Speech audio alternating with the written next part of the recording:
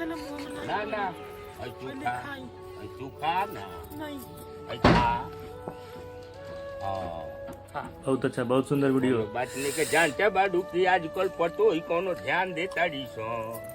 हां खा ले चली। अबे देखी घर में तो जोरी। वीडियो अच्छा लगल अच्छा हम कुछ उतारा के देता नहीं। चैनल के सब्सक्राइब जरूर करें। ये बातें कोई जगह मंग नहीं है करा के रोरी लगा बाना। हां बात चिंता मत करो।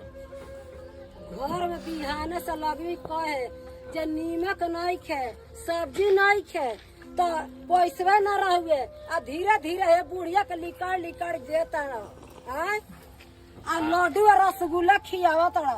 अरे देखो ये कितना तहला के जवानी चढ़ गल बा जे पतो है देखा तने कर बोली देखा तने काहे ने खुशू धरत ये तार बोली हो माने बूढ़ पुरानिया तो भई नहीं लो हैं रस्ता ससुर के ये बोला जाला सब रला पे ये ना बोलती है अरे सब बहुत अच्छा वीडियो अच्छा लगा तो कमेंट जरूर करें। जिंदा बानी तो सबके देखी। अरे हम तो देखते बनी लेकिन अब बुढ़िया के ना देखी।